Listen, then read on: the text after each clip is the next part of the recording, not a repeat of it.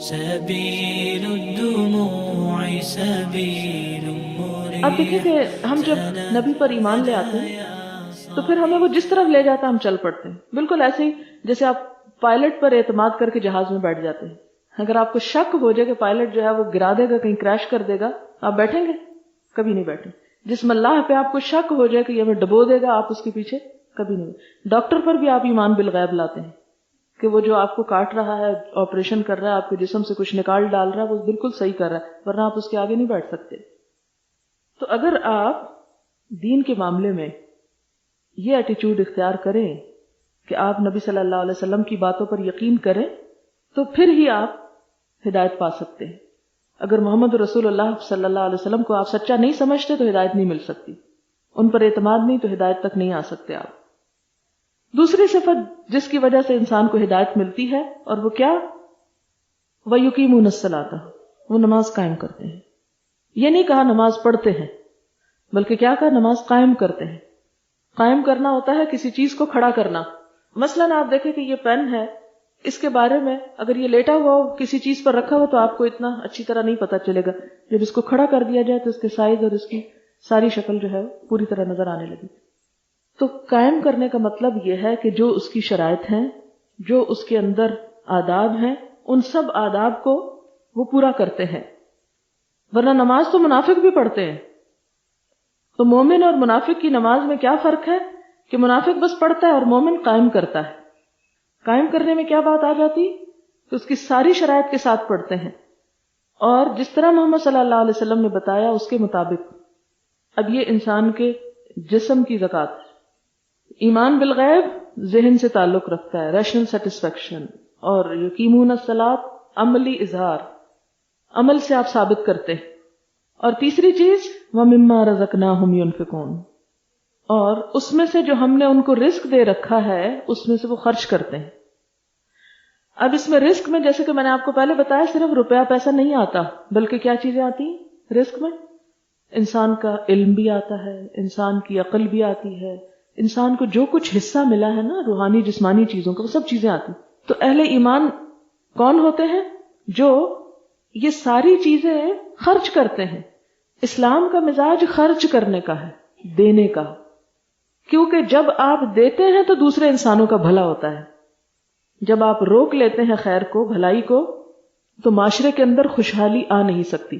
جیسا کہ میں نے پہلے عرض کیا کہ اسلام وہ طریقہ ہے جو معاشرے کے اندر خوشحالی لاتا ہے.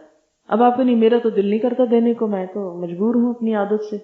ٹھیک ہے, دوسرے بھی مجبور ہیں اپنی عادت سے, پھر آپ بیٹھے رہیں جب آپ کو ان کی ضرورت پڑے.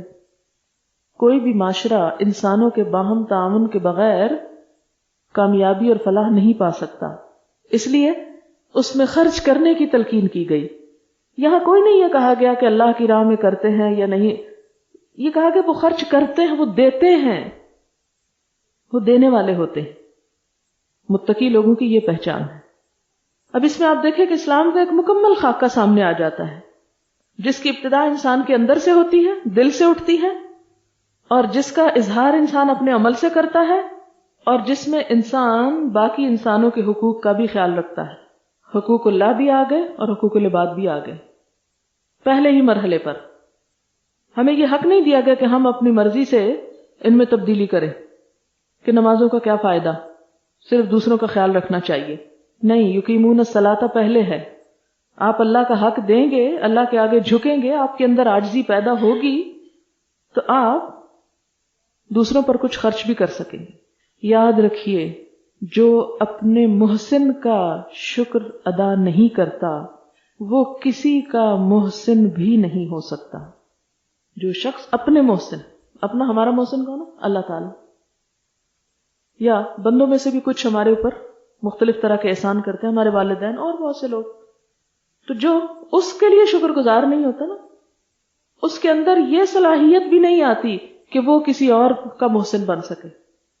لہذا مما رزقناہم ينفقون, وہ کر ہی نہیں سکتا جو رب کا الحمدللہ نہ کہنے والا ہو, یعنی الحمدللہ اپنے پورے معنی کے ساتھ, یعنی شکر گزاری کی کیفیت جس میں نہ ہو. لہذا ہدایت پانے کے لیے یہ 3 صفات لازم ہیں. رہنمائی اس کو ملے گی جو تیار ہو جائے, اپنے دل کی دنیا بدلنے کے لیے اپنے انڈیویجول ایکشنز کے اوپر کنٹرول، یعنی نماز کے ذریعے کہ بولنا نہیں، اس وقت کھانا نہیں، اس وقت ادھر ادھر نہیں دیکھنا، اس وقت کسی اور کی طرف توجہ نہیں کرنا، اس وقت بس ایک نقطے پہ نظر رکھنا ہے. اور پھر اگلی چیز کہ وہ مما رزقناہم ینفقون، آگے بڑھ کر دوسروں کے ساتھ جب تک بھلائی کی نیت نہیں ہوگی دین زندگی میں آ ہی نہیں سکتا. دین انسان کے اندر سے پہلی چیز جو نکالتا ہے وہ خود غرضی کو اٹھا پھینکتا ہے. جب تک آپ دینے والے نہیں، آپ اسلام کے بہت سی چیزوں پر عمل نہیں کر سکتے. سبيل الدموع سبيل